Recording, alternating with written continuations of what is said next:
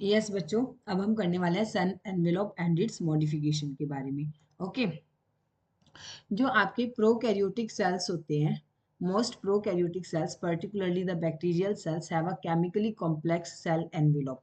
जो prokaryotic cells होते हैं उनमें भी मेनली बैक्टीरियल सेल्स में आपका केमिकली कॉम्प्लेक्स सेल एनवेलोप रहते हैं।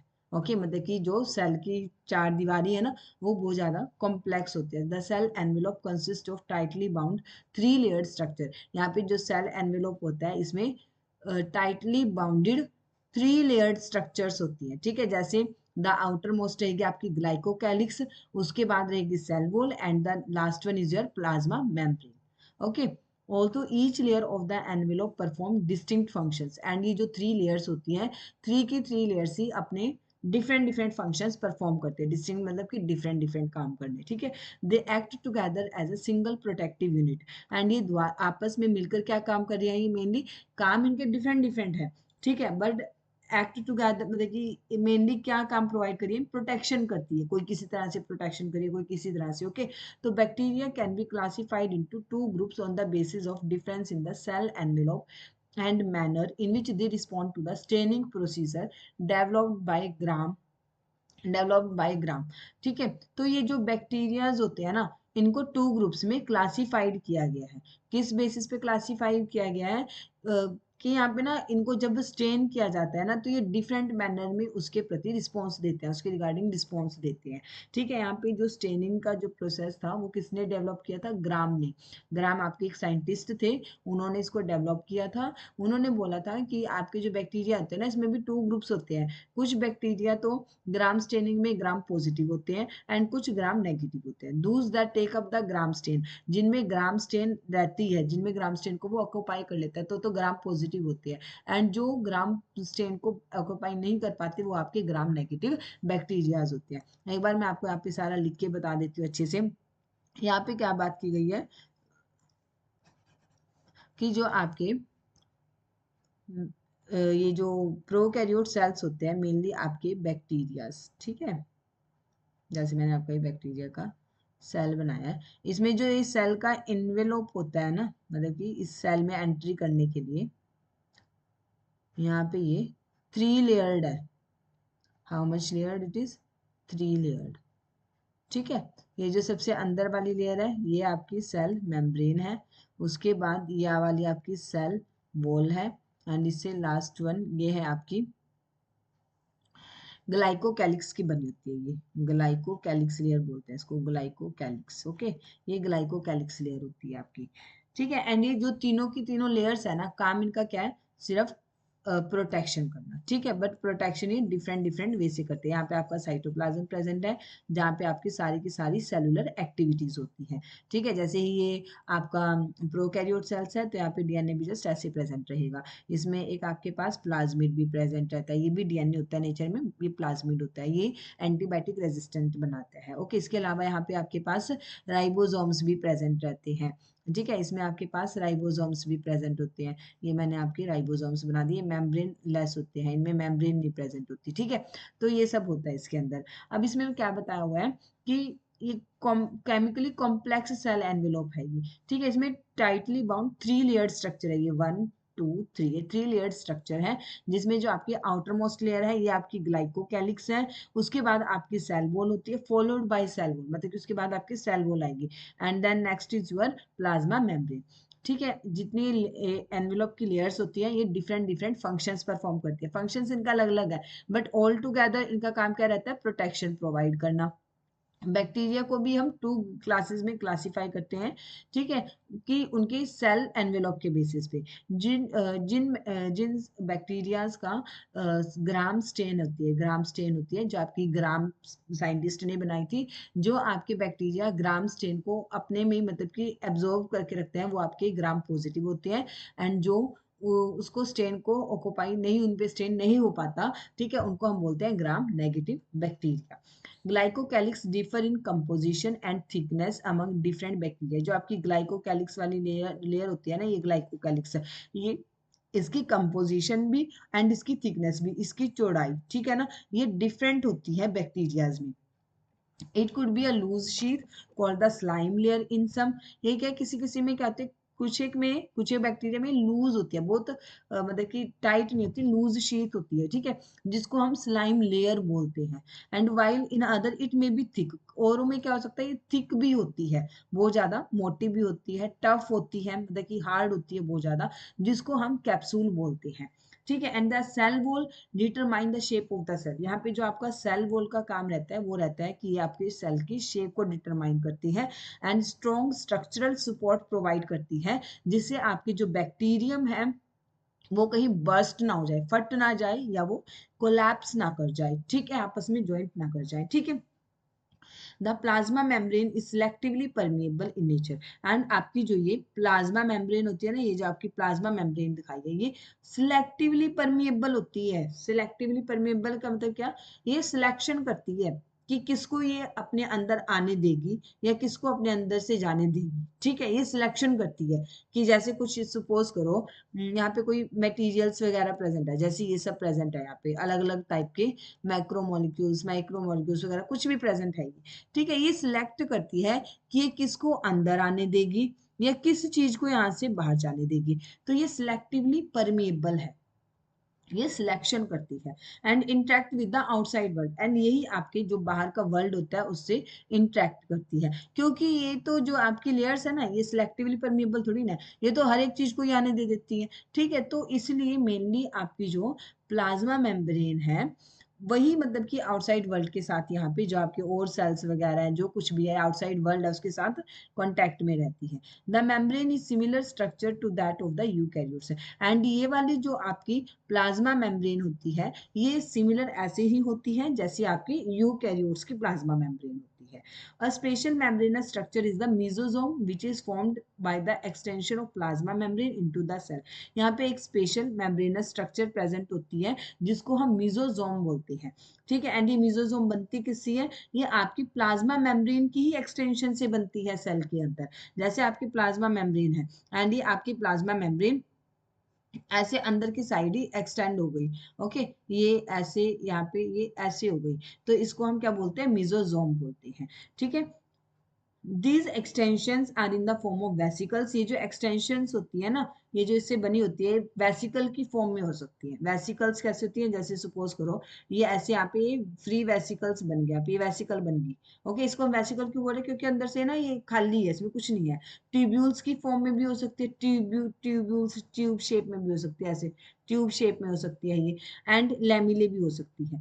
दे help in cell wall, they help in cell wall formation, ठीक है। ये किस में हेल्प करती है, ये जो एक्सटेंशंस होती हैं आपकी सेल मेम्ब्रेन की, ये हेल्प करती है आपकी सेल वॉल की फॉर्मेशन में, ठीक है, डीएनए रेप्लिकेशन में and distribution to daughter sales.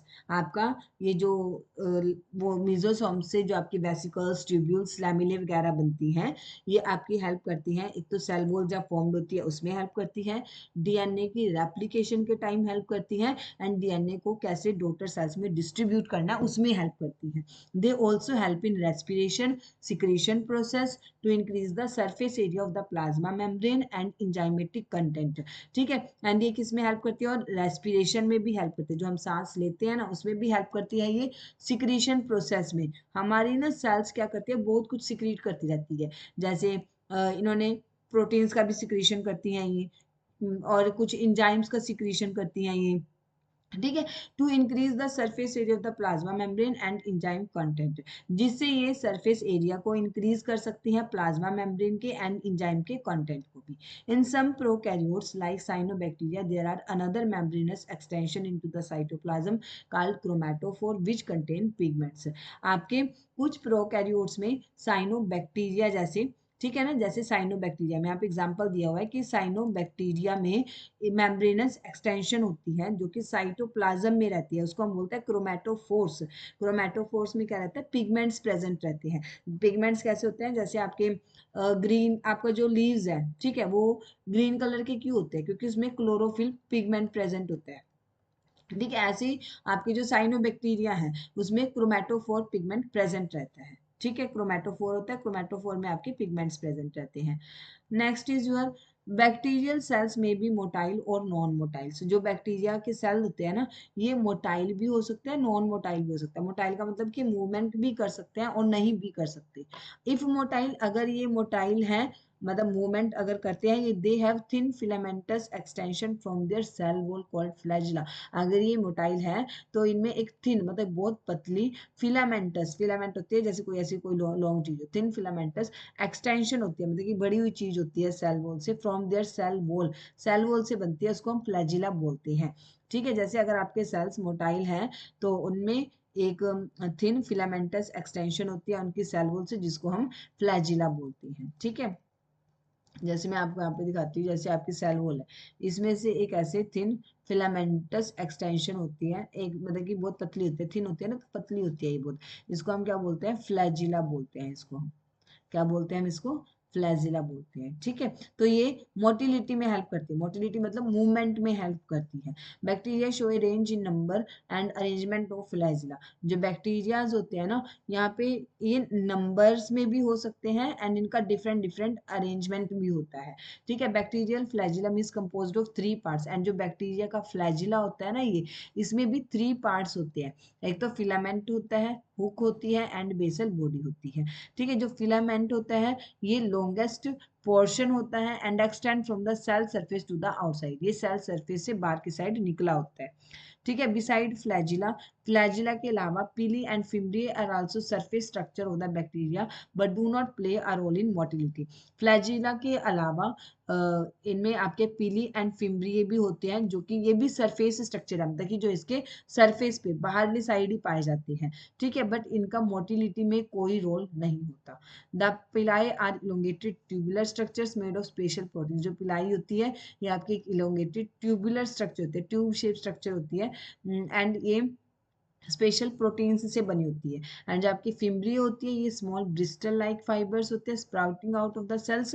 In some bacteria they are known to help attach the bacteria to rock in streams and also to the host tissues. Fimbriae का क्या काम रहता है, फिम्ब्री आपकी ब्रिस्टल्स लाइक होती है, ये ऐसे ऐसे ऐसे ऐसे ब्रिस्टल्स फॉर्म में होती है।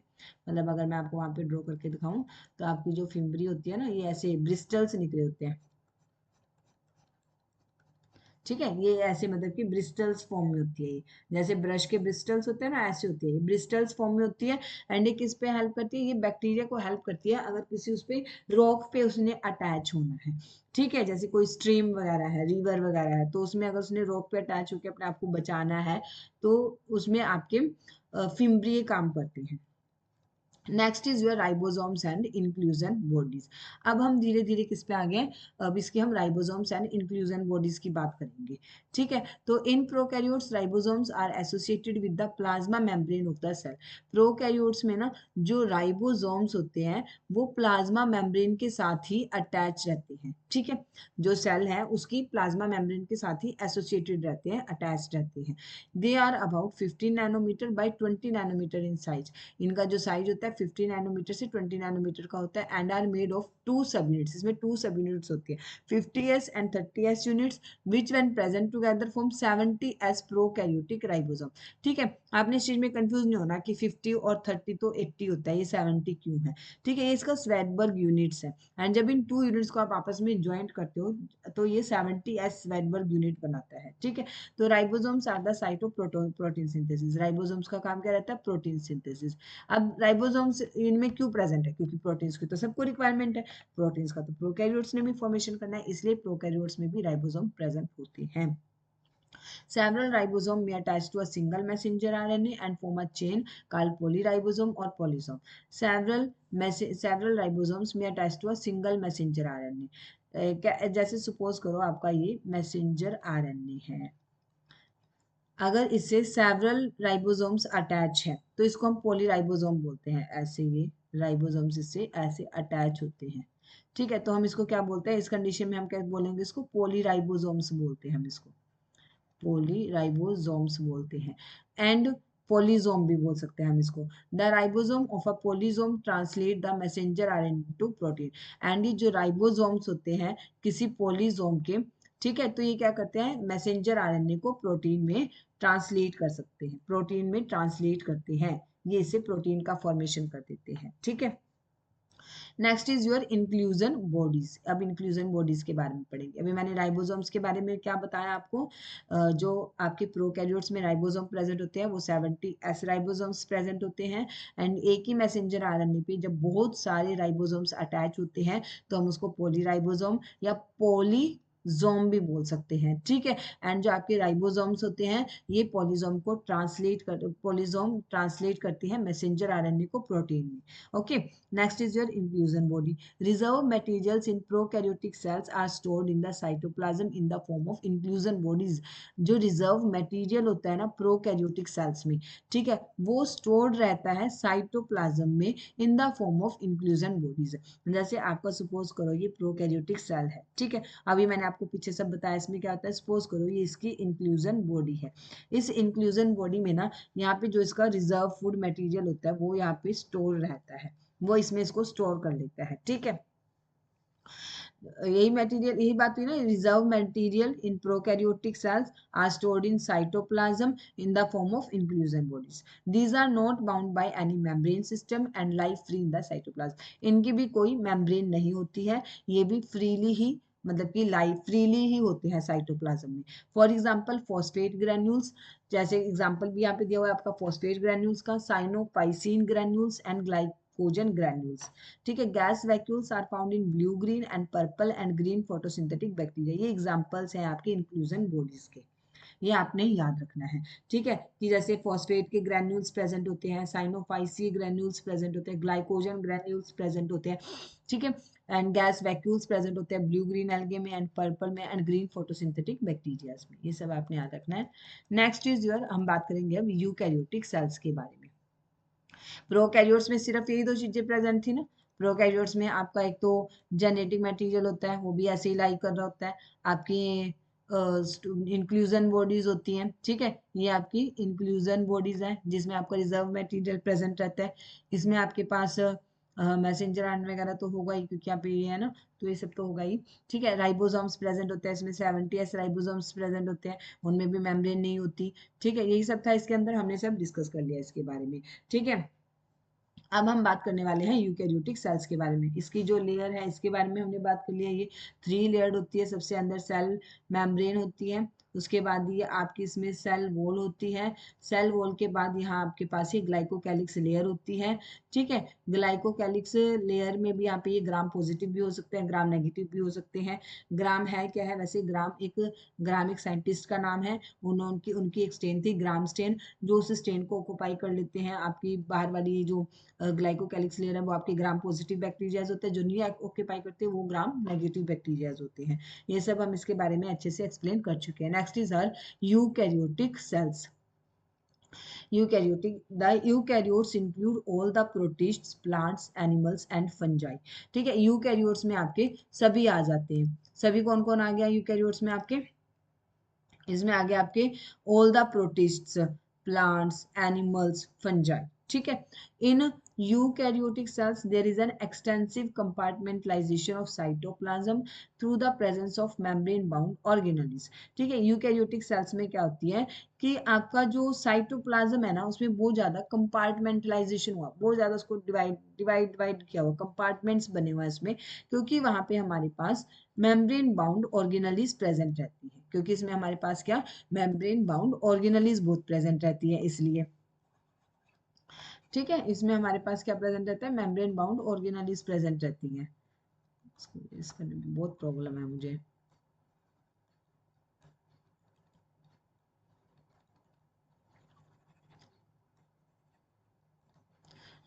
Okay, eukaryotic cells possess an organized nucleus with a nuclear envelope. In addition, eukaryotic cells have variety of complex locomotory and cytoskeletal structures. Their genetic material is organized into chromosomes. अभी मैं आपको ये सब अच्छे से एक्सप्लेन करने वाली हूँ। ये आपने सपोज करना है आपका एक यूकैरियोटिक सेल है। मैंने आपको जैसे पहले भी बता चुकी हूँ, यूकैरियोटिक सेल आपका बहुत ज़्यादा कॉम्प्लेक्स होता है। ठीक है, ये आपकी क्या है, ये आपकी सेल मेम्ब्रेन है।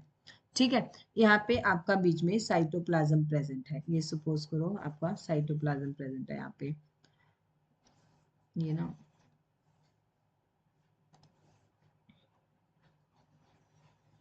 ये आपका यहाँ पे सारे में साइटोप्लाज्म प्रेजेंट है। क्या प्रेजेंट है आपका? ये साइटोप्लाज्म प्रेजेंट है यहाँ पे।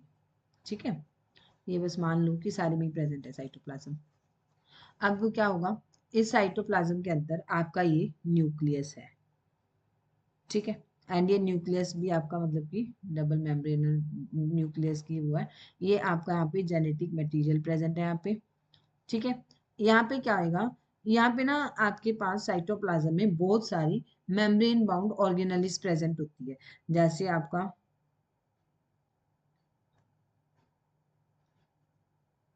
माइटोकॉन्ड्रिया। ठीक है, आपके राइबोसोम्स प्रेजेंट होते हैं यहाँ पे, 80s राइबोसोम्स प्रेजेंट होते हैं। ये आपका 80s राइबोसोम प्रेजेंट है यहाँ पे। आपके यहाँ पे इसी के साथ अटैच हुई हुई होती है आपकी smooth endoplasmic, rough endoplasmic reticulum वगैरह। ठीक है, यहाँ पे बहुत कुछ प्रेजेंट रहता है। गोल्जी अपरेटस रहता है इसके अंदर आपके पास। ठीक है, और भी बहुत कुछ ऑर्गेनेलिज होते हैं, इसमें बताती हूँ मैं। यूकैरियोट्स में आपने कौन कौन इंक्लूड किया? प्रोटिस्ट्स, plants, animals, fungi. Okay, eukaryotic cells में आपकी एक एक्सटेंसिव कंपार्टमेंटलाइजेशन होती है साइटोप्लाज्म। क्या क्या साइटोप्लाज्म की? एक्सटेंसिव कंपार्टमेंट्स बनाए हुए हैं, है ना, through the presence of membrane bound organelles, क्योंकि यहाँ पे ये मेम्ब्रेन बाउंड ऑर्गेनेलिज प्रेजेंट रहती है। ठीक है, यहाँ पे क्या रहता है, बहुत सारी मेम्ब्रेन बाउंड ऑर्गेनेलिज प्रेजेंट रहती है। Eukaryotic cells possessed an organized nucleus with a nuclear envelope। Eukaryotic cells में आपके पास एक ऑर्गेनाइज्ड न्यूक्लियस होता है। कैसा? एक ऑर्गेनाइज्ड न्यूक्लियस होता है विद अ न्यूक्लियर एनवेलोप, यानी ये आपका न्यूक्लियर एनवेलोप है, इसके अंदर डाला हुआ आपने। ठीक है, इन एडिशन यूकैरियोटिक सेल है variety of complex locomotory and cytoskeleton structures. इसके अलावा ना यूकैरियोटिक सेल्स में वैरायटी ऑफ मतलब कि डिफरेंट टाइप्स की कॉम्प्लेक्स ठीक है, लोकोमोटरी लोकोमोशन में जो मोशन उसमें मूवमेंट में जो हेल्प करती है, या जो इनका साइटोस्केलेटन बनाती है, वो भी प्रेजेंट रहती है। There genetic material is organised into chromosome, and यहाँ पे जो जेनेटिक मटेरियल होता है ना, ये भी क्रोमोसोम्स के फॉर्म में प्रेजेंट रहता है। ठीक है, क्रोमोसोम्स ना आपकी, जैसे ये क्रोमोसोम है, ये ऐसे ऐसे क्रोमोसोम्स प्रेजेंट होते हैं। जैसे 23 पेयर्स आपके 23 पेयर्स इन ह्यूमन बींग्स होते हैं, है ना। तो 23 पेयर्स किसमें होते हैं? आपके ह्यूमन बींग्स में होते हैं, मतलब कि ऐसे प्रेजेंट रहते हैं ये। All eukaryotic cells are not identical, सभी यूकैरियोटिक सेल्स सेम नहीं होते। Plants and animal cells are different as the former possess cell wall. ठीक है, plants and animal cells different होते हैं, क्योंकि जो आपके प्लांट्स होते हैं इनमें सेल वॉल प्रेजेंट होती है, प्लास्टिड्स प्रेजेंट होते हैं, and a large number of central vacuoles present होते हैं। एंड ये सभी चीजें आपके पास जो यहाँ पे मेंशन है, आपकी cell wall, plastid and central vacuole, ये एनिमल सेल्स में प्रेजेंट नहीं होती। ओके, ये आपके एनिमल सेल्स में प्रेजेंट नहीं होती है। अब देखो, जो बच्चे ने कभी अच्छे से एनसीईआरटी खुद रीड ही नहीं किया है, तो वो इस लाइन को समझ नहीं पाएगा, और जब वो किसी भी एग्जाम में जाएगा, कॉम्पिटिटिव एग्जाम में जाएगा, तो उसके पास ये लाइन ऐसी ही लिखी आएगी। ठीक है ना, तो प्लांट एंड एनिमल सेल्स में मतलब कि बहुत ज्यादा डिफरेंसेस होते हैं। फॉर्मल मतलब कि जो पहले वाला है, पहले वाला कौन है इसमें से? Plant sir. उसके अंदर ना सेल वॉल होती है, सॉरी, उसके अंदर सेल वॉल होती है, प्लास्टिड्स होते हैं, ठीक है, एंड सेंट्रल वैक्यूल्स प्रेजेंट होते हैं, जो कि आपको एनिमल सेल्स में नहीं मिलती। ऑन द अदर हैंड, जो एनिमल सेल होता है, एनिमल सेल में क्या एक्स्ट्रा रहता है? एनिमल सेल में सेंट्रियोल्स रहते हैं, जो कि आपके प्लांट सेल्स में एब्सेंट रहते हैं। ओके, ये आपके प्लांट सेल्स में नहीं होते। नेक्स्ट इज योर, ये देखो आपको यहाँ पे स्ट्रक्चर भी दिखाई है आपकी plant cells and animal sales की। ये आपका यूकैरियोटिक सेल है। ठीक है, ये आपका, आप मेरे को बता सकते हो ये कौन सा सेल है? यहाँ पे ये वैक्यूल प्रेजेंट है, तो ये वैक्यूल किस में प्रेजेंट होता है? आपके प्लांट सेल्स में प्रेजेंट होता है। ये आपका एक प्लांट सेल है। कौन सा सेल है? आपका प्लांट सेल है। ठीक है, एंड ये जो नीचे वाला है, ये आपका एनिमल सेल है। ठीक है, ये देखो आपका प्लांट सेल है। प्लांट सेल में देखो पहले क्या क्या प्रेजेंट होता है, अभी मैं आपको अच्छे से सब एक्सप्लेन करूंगी। ये आपका न्यूक्लियस है,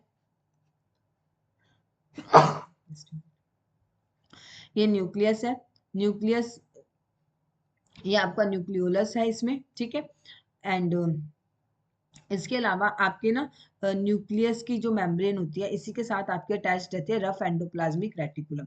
एंडोप्लाज्मिक रेटिकुलम, ठीक है। अगर एंडोप्लाज्मिक रेटिकुलम के ऊपर राइबोसोम्स प्रेजेंट है तो ये हो गई आपकी रफ एंडोप्लाज्मिक रेटिकुलम, क्योंकि इसके ऊपर राइबोसोम्स प्रेजेंट है तो ये ना रफ रफ लगती है ऊपर से। Next is your smooth endoplasmic reticulum, है ये भी एंडोप्लाज्मिक रेटिकुलम है बट इस पे राइबोसोम्स नहीं प्रेजेंट होते। जब हम इसको माइक्रोस्कोप से देखते हैं ना तो स्मूथ लगती है, इसलिए इसका नाम रख दिया गया स्मूथ एंडोप्लाज्मिक रेटिकुलम। ये आपके लाइजोसोम्स है, ठीक है। ये आपका प्लाज्मोडिस्मेटा भी प्रेजेंट रहेगा आपका, ये प्लाज्मोडिस्मेटा भी आपका सिर्फ प्लांट सेल्स में ही प्रेजेंट होता है, ठीक है। इसके अलावा ये न्यूक्लियस हो गया, न्यूक्लियोलस हो गया, गोल्जी एपरेटस है आपका, ये याद रखना आपने गोल्जी एपरेटस। ये आपका ये न्यूक्लियर एनवेलोप है, न्यूक्लियस आपका एनवेलोप में होता है तो उसको हम क्या बोल देते हैं, न्यूक्लियर एनवेलोप। ये आपके यहाँ पे वैक्यूल है, प्लांट सेल्स में आपके पास वैक्यूल्स प्रेजेंट होते हैं, ठीक है। ये आपके माइटोकॉन्ड्रिया है। माइटोकॉन्ड्रिया देखो नंबर्स में प्रेजेंट होते हैं, माइटोकॉन्ड्रिया, माइटोकॉन्ड्रिया कोई एक ही नहीं होता, माइटोकॉन्ड्रिया नंबर में प्रेजेंट होते हैं एक सेल के अंदर। ये आपके राइबोसोम्स भी हैं इसके अंदर, क्लोरोप्लास्ट है इसके अंदर आपके पास, क्लोरोप्लास्ट भी सिर्फ प्लांट सेल्स में ही प्रेजेंट होता है। साइटोप्लाज्म है ये सारे का सारा, ये वाला साइटोप्लाज्म है, ये पेरोक्सिसोम्स है। इनके सबके मैं आपको अलग अलग से फंक्शंस बताऊंगी, ये सब अच्छे से मेंशन किया हुआ है आपके। अब इसमें आ जाओ एनिमल सेल में। एनिमल सेल्स में आपकी प्लाज्मा मेम्ब्रेन तो है, इसमें सेल वॉल तो है ही नहीं, ठीक है। सेंट्रियोल होता है इसके अंदर, इसके अंदर सेंट्रियोल होता है, ये सिर्फ एनिमल सेल में होता है। पेरोक्सिसोम्स है यहाँ पे, लाइजोसोम्स है यहाँ पे, ठीक है, राइबोसोम्स है, लाइजोसोम्स है, राइबोसोम्स है। माइटोकॉन्ड्रिया तो है ही है इसमें भी, रफ एंडोप्लाज्मिक रेटिकुलम है, ये आपका साइटोप्लाज्म है, न्यूक्लियस है, न्यूक्लियोलस है, ये न्यूक्लियर का एनवेलोप है, ये आपकी स्मूथ एंडोप्लाज्मिक रेटिकुलम है। स्मूथ एंडोप्लाज्मिक रेटिकुलम में आपके राइबोसोम्स प्रेजेंट नहीं होते। The detailed structure of membrane was studied only after the advent of the electron microscope in 1950s. जो आपकी डिटेल्ड स्ट्रक्चर है ना सेल मेम्ब्रेन की, उसको कब स्टडी किया गया, इलेक्ट्रॉन माइक्रोस्कोप की डिस्कवरी के बाद, जब उसके बाद। Meanwhile, chemical studies on the cell membrane, especially in human red blood cell, enabled the scientists to deduce the possible structure of plasma membrane. इस टाइम से पहले क्या था कि कुछ केमिकल स्टडीज चलती रही सेल मेम्ब्रेन पे। इनफैक्ट मतलब कि किसकी सेल मेम्ब्रेन की स्टडी की जा रही थी, ह्यूमन रेड ब्लड सेल्स की सेल मेम्ब्रेन की, क्योंकि जो आपके आरबीसी है तो ये भी सेल्स है, मेम्ब्रेन तो इनमें भी, इनकी मेम्ब्रेन पे स्टडी की जा रही थी। इनेबल्ड द साइंटिस्ट, इससे साइंटिस्ट को मतलब कि थोड़ा एक पॉसिबल स्ट्रक्चर का थोड़ा आइडिया लग गया था प्लाज्मा मेम्ब्रेन की। These study showed that the cell membrane is mainly composed of lipids and proteins. इन स्टडीज से क्या पता चला था कि जो सेल मेम्ब्रेन होता है ना उसमें मेनली लिपिड्स एंड प्रोटीन्स होते हैं। किससे बनी होती है, मेनली आपकी लिपिड्स एंड प्रोटीन्स से बनी होती है। एंड मैंने आपको बताया था सेल मेम्ब्रेन कैसी होती है, सिलेक्टिवली परमिएबल होती है नेचर में। सेल मेम्ब्रेन कैसी होती है आपकी, सिलेक्टिवली परमिएबल होती है ना। तो लिपिड्स एंड प्रोटीन्स की बनी होती है। The major lipids are phospholipids, यहाँ पे जो आपके जो मेजर लिपिड्स रहते हैं वो कौन से रहता है, phospholipids that are arranged in a bilayer. And आपके यहाँ पे जो फोस्फोलिपिड्स है ना ये भी बाई लेयर में अरेंज्ड रहती हैं। Also the lipids are arranged within the membrane with the polar head towards the outer side and hydrophobic tails towards the inner part. And यहाँ पे जो आपकी लिपिड्स का अरेंजमेंट रहता है सेल मेम्ब्रेन में वो भी कैसे रहता है, जो पोलर हेड होते हैं ना वो तो आउटर साइड रहते हैं, एंड जो हाइड्रोफोबिक टेल्स होती हैं वो इनर साइड रहती हैं, ठीक है। मतलब ऐसी होती है मेम्ब्रेन।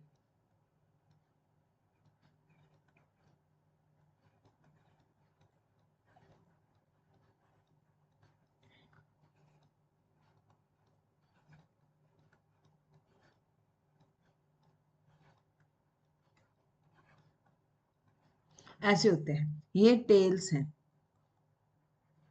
लिपिड्स है ना तो लिपिड्स कैसे होते हैं आपके, हाइड्रोफोबिक होते हैं। Hydro means water, phobic means पानी से डरते हैं, फोबिया उनको पानी से डरते हैं वो पानी से। और वो पानी से डरते हैं तभी तो वो अंदर की साइड है, क्योंकि यहाँ बाहर भी इन्वायरमेंट प्रेजेंट है यहाँ पे, ठीक है, यहाँ पे भी इन्वायरमेंट प्रेजेंट है, इधर अंदर भी सेल है। ये सेल की मेम्ब्रेन ही तो है, ये सेल की मेम्ब्रेन ही है ना, ये आपकी सेल की मेम्ब्रेन ही हुई ना ये, ठीक है। तो ये सेल की मेम्ब्रेन है तो अंदर साइड सेल है, सेल का ये साइटोप्लाज्म होएगा ना इधर, ये सेल का साइटोप्लाज्म है। तो साइटोप्लाज्म में भी तो वाटर कंटेंट तो प्रेजेंट रहता ही है, तो ये तो हाइड्रोफोबिक है, तो ये तो इस साइड आ ही नहीं सकती, साइटोप्लाज्म वाली साइड, है ना। तो इस साइड हेड आ जाते हैं, ऐसे इस side extra cellular matrix present है ना। तो इस साइड भी आपका मतलब कि जो टेल वाला पोर्शन है वो जा नहीं सकता, इस साइड भी वाटर प्रेजेंट रहता है, इसलिए जो टेल वाला पोर्शन है वो आपकी मेम्ब्रेन में बीच में प्रेजेंट होता है। ठीक है, जैसे सपोज करो आपकी ये सेल मेम्ब्रेन है, ये ना, ये जो स्ट्रक्चर है ये है, मतलब कि ये स्ट्रक्चर है। ओके, जो मेम्ब्रेन बनी हुई है ये लिपिड्स से बनी हुई है, फॉस्फोलिपिड्स से बनी हुई है। ये इसका हेड है, हेड इसका वाटर लविंग होता है, इसको कोई डर नहीं होता पानी से। एंड जो इसका टेल है ये हाइड्रोफोबिक होता है, पानी से डरता है। तो ये टेल वाला पोर्शन यहाँ इसमें बीच में रहता है एंड हेड वाला पोर्शन साइड्स में रहता है। एंड यहाँ पे मैंने जैसे आपको सिंगल लेयर दिखाया, ऐसी नहीं होती है, डबल लेयर्ड होती है, बाई लेयर्ड स्ट्रक्चर होती है आपकी मेम्ब्रेन की। ओके, इससे क्या इंश्योर रहता है, यहाँ पे देखो, the lipids are arranged within the membrane with the polar head toward the outer sides, polar head आपके आउटर साइड रहेंगे। ठीक है, एंड द जो हाइड्रोफोबिक टेल्स हैं वो इनर साइड रहेंगी। दिस एंश्योर दैट, इससे वो क्या इंश्योर करते हैं कि जो नॉन पोलर टेल्स है ना, जो कि सैचुरेटेड हाइड्रोकार्बन्स हैं, इनको प्रोटेक्ट कर दिया जाए एक्वियस इन्वायरमेंट से। क्योंकि इस साइड भी सेल है, इधर साइटोप्लाज्म है, इधर भी वाटर होगा। यहाँ पे आपका एक्स्ट्रा सेलुलर मैट्रिक्स होता है इस साइड, है ना, इस साइड भी एक्स्ट्रा सेलुलर मैट्रिक्स में ही, मतलब कि अगर मैं इसको ऐसे अलग कर दूं तो इस साइड भी एक्स्ट्रा सेलुलर मैट्रिक्स में, तो इधर भी वाटर रहेगा। इसलिए इंश्योर किया जाता है कि जो हाइड्रोफोबिक पार्ट है वो वाटर में ना जाए। In addition to phospholipids, membranes also contain cholesterol. Phospholipids के अलावा यहाँ पे कोलेस्ट्रॉल भी प्रेजेंट होता है, इनमें ना बीच बीच में कोलेस्ट्रॉल्स भी प्रेजेंट होते हैं, ऐसे कहीं कहीं पे कोलेस्ट्रॉल भी प्रेजेंट होता है, इसमें कोलेस्ट्रॉल भी प्रेजेंट होता है। ठीक है, later biochemical investigation clearly revealed that the cell membrane also possess protein and carbohydrates। जैसे ही बाद में जो बायोकेमिकल इन्वेस्टिगेशन किया गया तो उससे पता चला कि जो सेल मेम्ब्रेन होती है ना, इसमें प्रोटीन्स एंड कार्बोहाइड्रेट्स भी प्रेजेंट होते हैं, मतलब कि सिर्फ फॉस्फोलिपिड्स या कोलेस्ट्रॉल से नहीं बनी है, इसमें इनके साथ साथ प्रोटीन्स भी प्रेजेंट होते हैं, कार्बोहाइड्रेट्स भी प्रेजेंट होते हैं। The ratio protein and lipids very considerably in different cell types. And जो रेशियो होती है प्रोटीन एंड लिपिड्स की, ये बहुत ज़्यादा कंसिडरेबली वेरी करती है डिफरेंट सेल टाइप्स में। मतलब कि कोई आरबीसी है, ठीक है, रेड ब्लड सेल है, तो उसमें इनकी प्रोटीन की एंड लिपिड की कंसेंट्रेशन अलग अलग रहेगी। ठीक है, कोई और ह्यूमन बींग का सेल है तो उसमें कुछ और रहेगी, जैसे अभी ह्यूमन बींग का दिया हुआ है, the membrane of the erythrocytes, मतलब कि WBCs हैज अप्रोक्सीमेटली 52% प्रोटीन, उसमें 52% प्रोटीन है एंड 40% आपका लिपिड्स है। अब कितना रह गया आपका, सिर्फ 8% रह गया, उसके अंदर आपकी कोलेस्ट्रॉल भी आएगा अभी, ठीक है, कार्बोहाइड्रेट पार्ट भी आएगा। ओके, उसमें ये सब प्रेजेंट रहता है, बट मेनली ये किससे बनी हुई है, प्रोटीन से एंड लिपिड्स से। बट यहाँ पे क्या है, प्रोटीन ज्यादा है, 52% प्रोटीन है एंड 40% लिपिड्स है। वैसे क्या रहता है, वैसे हम ये मानते हैं कि लिपिड्स ज्यादा होता है, इसलिए यहाँ पे स्पेशल केस दिखाया हुआ है कि जो ह्यूमन बींग्स के इरिथ्रोसाइट सेल्स होते हैं, WBC सेल्स होते हैं, उसमें 52% प्रोटीन्स होता है एंड 40% लिपिड्स होता है। Depending on the ease of extraction, membrane proteins can be classified as integral and peripheral।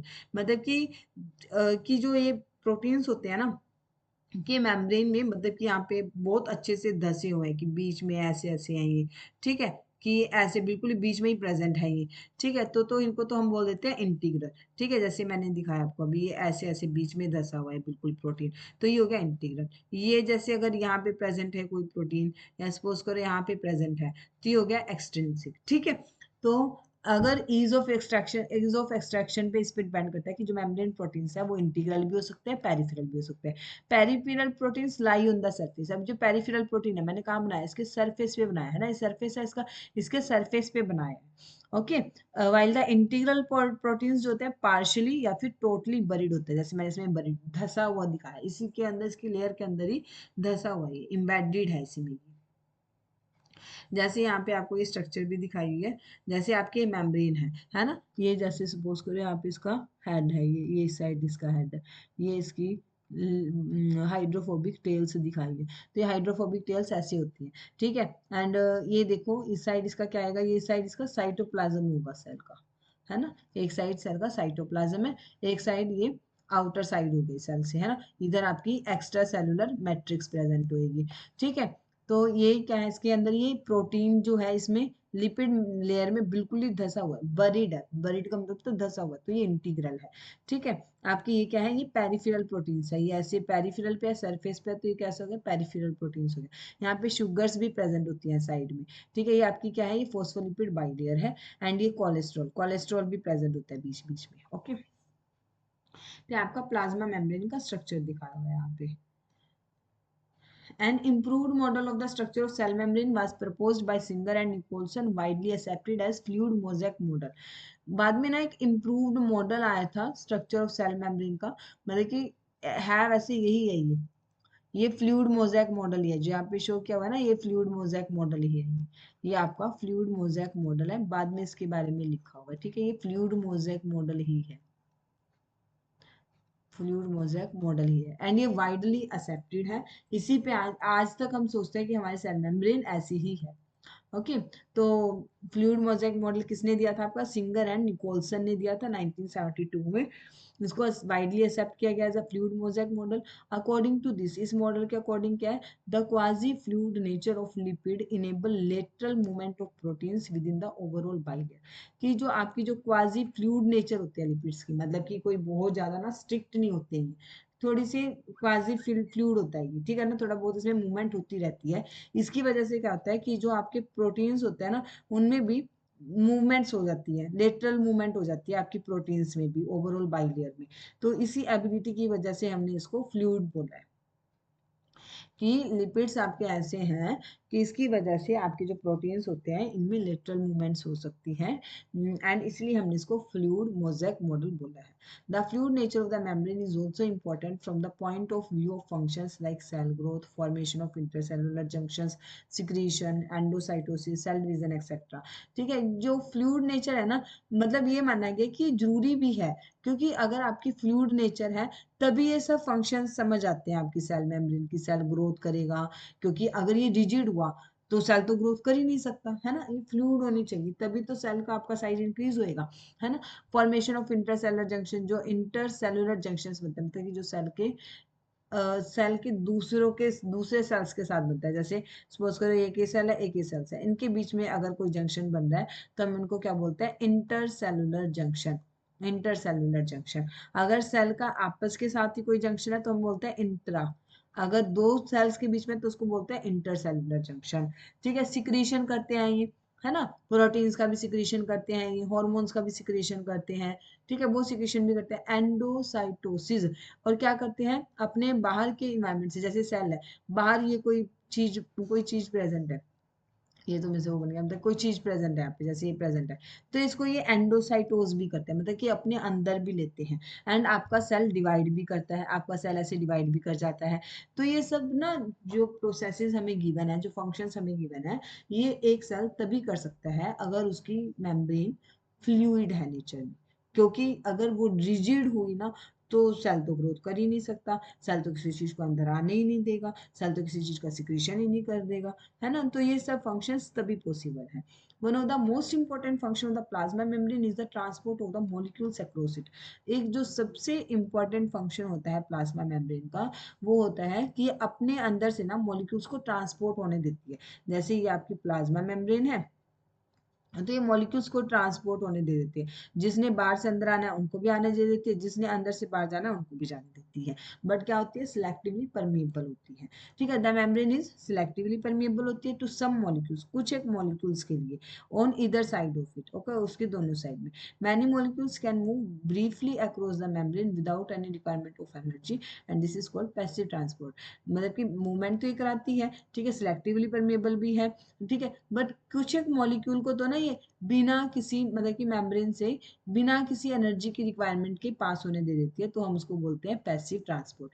जैसे सपोज करो आपकी गैस है कोई, ठीक है ना, जैसे नाइट्रोजन गैस हो गया, ऑक्सीजन हो गया, ठीक है, इनको ये पैसिवली आने जाने दे देती है, अंदर से बाहर भी, बाहर से अंदर भी। ठीक है, गैसेस को इसका कोई रिस्ट्रिक्शन नहीं है, जैसे मर्जी आओ जाओ, ठीक है, कोई एनर्जी की रिक्वायरमेंट नहीं रहेगी। अगर न्यूट्रल सोल्यूट्स में move across the membrane by the process of simple diffusion along the concentration gradient, जो आपके न्यूट्रल सोल्यूट्स होते हैं, न्यूट्रल मतलब जिन पे कोई चार्ज नहीं होता, ठीक है, उन सोल्यूट्स को भी ये अच्छे से पास होने दे देती है सिंपल डिफ्यूजन से, कि अंदर से बाहर जा सकते हैं, बाहर से अंदर आ सकते हैं वो अपने कंसंट्रेशन ग्रेडियंट के अकॉर्डिंग। जैसे कोई सोल्यूट है, उसका कंसंट्रेशन ग्रेडियंट बाहर जाता है, तो वो आराम से इसमें डिफ्यूज करके चला जाएगा, यहाँ से वो डिफ्यूज करके अंदर चला जाएगा। डिफ्यूजन समझते हो ना? जैसे आपने अगरबत्ती चलाई, अगरबत्ती आपने यहाँ चलाई है ना, खुशबू उसकी आती, तो ये डिफ्यूज होके इधर उधर चले जाते हैं। जब आपको दूर दूर तक स्मेल आते हैं तो क्या होता है, वो डिफ्यूजन हो जाता है इसका, फ्रॉम हायर कंसंट्रेशन से लोअर कंसंट्रेशन की साइड जाना शुरू कर देती है, तो हम इसको डिफ्यूजन बोलते हैं। वाटर में also move across this membrane from higher to lower concentration, water भी मूव कर सकता है इस मेम्ब्रेन से अपनी हायर कंसंट्रेशन से लोअर कंसंट्रेशन की ओर। Movement of water by diffusion is called osmosis, and जब वाटर मूवमेंट करता है डिफ्यूजन से तो हम उसको ऑस्मोसिस बोलते हैं। As the polar molecules can not pass through the non polar lipid bilayer, they require a carrier protein of the membrane to facilitate their transport across the membrane। जो आपके पोलर मॉलिक्यूल्स होते हैं, मतलब कि जिन पे कोई चार्ज होता है, तो वो तो आपकी नॉन पोलर लिपिड बाइलेयर से पास कर नहीं सकता। नॉन पोलर क्यों है वो? क्योंकि उसके बीच में तो हाइड्रोफोबिक पोर्शन प्रेजेंट है, तो नॉन पोलर हो गई ना, तो इसलिए उनको कैरियर प्रोटीन्स की रिक्वायरमेंट रहती है, जिनसे उनका फैसिलिटेट ट्रांसपोर्ट कराया जाता है मेम्ब्रेन के through. A few ions or molecules are transported across the membrane against their concentration gradient, that is from low to higher concentration। कुछ आयंस या मॉलिक्यूल्स ऐसे होते हैं जिनका ट्रांसपोर्ट कराया जाता है मेम्ब्रेन के थ्रू, मतलब कि अगेंस्ट द कंसंट्रेशन ग्रेडियंट। मतलब कि जैसे कोई मॉलिक्यूल है, एक तो इसकी कंसंट्रेशन पहले से ही बाहर जाता है, इसकी कंसंट्रेशन बाहर इतनी ज्यादा है और अंदर सिर्फ इतनी है, बट फिर भी हम इसको अंदर से बाहर भेज रहे हैं, तो ये अगेंस्ट द कंसंट्रेशन ग्रेडियंट हो गया।